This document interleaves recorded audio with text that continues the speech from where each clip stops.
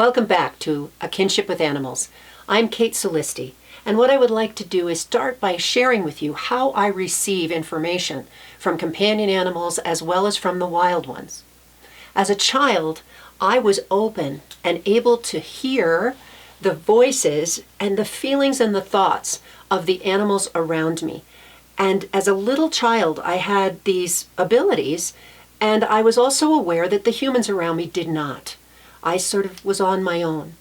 But I was so blessed to live in a beautiful area, suburban New Jersey, surrounded by plants and wild animals, from sparrows and box turtles and raccoons and squirrels. And I had a beloved cat who was given to me as a kitten, a little orange tabby by the name of Dusty. And Dusty became my teacher.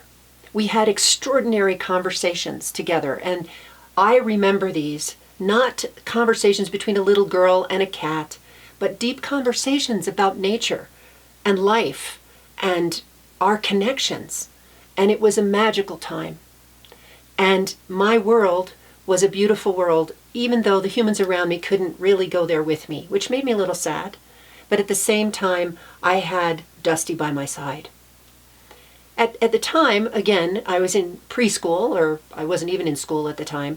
I had time on my hands, as little children do, to explore and to listen and to learn.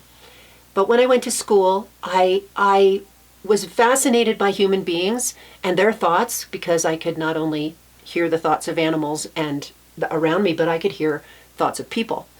And I would come back home and delight in telling Dusty about my experiences with the human beings in my life. And he would listen, and he would nod and tell me I was doing a very good job. And when I was in first grade, he said, now it's time for you to really apply yourself in school. And I am very proud of you. And so I did. And I really loved my first grade teacher, and I really started to do well. And in October, one night, he crawled into my bed, as he often did, and he curled up next to me, and he said to me, I am so proud of you. I love you so much, and our work together is done. And so I fell asleep, feeling warm and loved by this beautiful orange tabby. And when I woke up in the morning, he wasn't there. And I had a very bad feeling. And I went down to breakfast, and I said to my mom, where's Dusty? And she said, I haven't seen him this morning. And I knew something had happened. And we finished breakfast and got in the car to go to school. And we pulled out from our sleepy, quiet road onto the busy road, and my mother went, "Ah!" And I said, what did you see? Nothing. She said, nothing. And I knew better. And we drove all the way to school, and I wouldn't get out of the car, and I said, Mom, what did you see? And she said, I think I saw Dusty on the side of the road. And I knew she was right. And my grief was humongous. It was terrible. And none of my friends could understand why the loss of my beloved cat was such a big deal. But it was. And part of me wanted to die. And I did get very sick with tonsillitis. And I went to have my tonsils taken out, and I was terrified. And as I fell under anesthesia, something miraculous happened. I felt myself held close, and I snuggled in and smelled the fur that I knew so well. And Dusty said to me, your work is not done. You need to be here, and I will always be with you.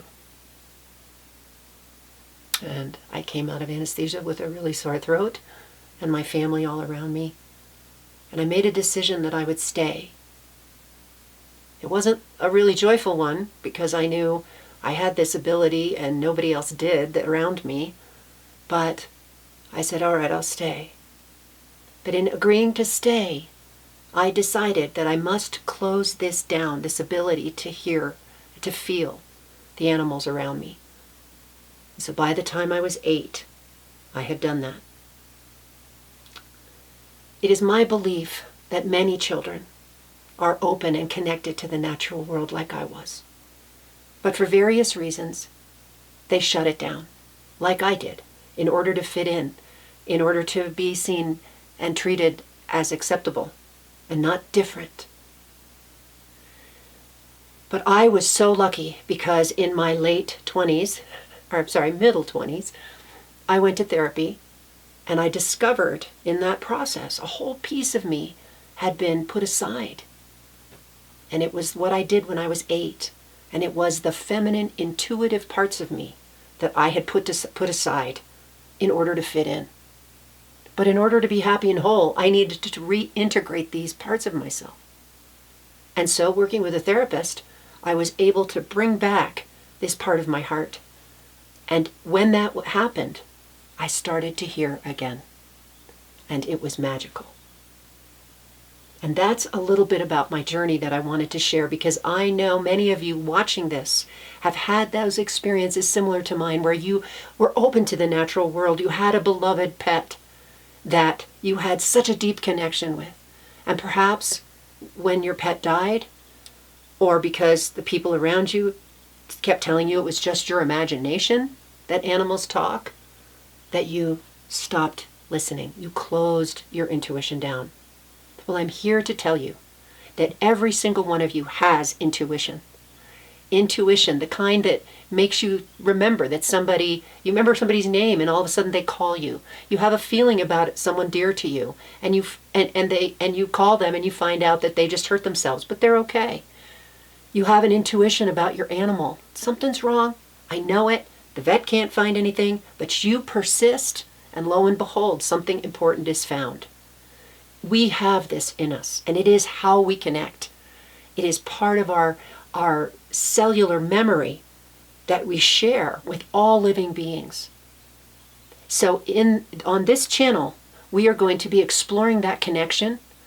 And because I decided that I was not only going to embrace my intuition and my ability to communicate with animals, but I was going to celebrate it. I was going to express it through writing and teaching. I have been here to help others remember the connection, and you can too. Thank you.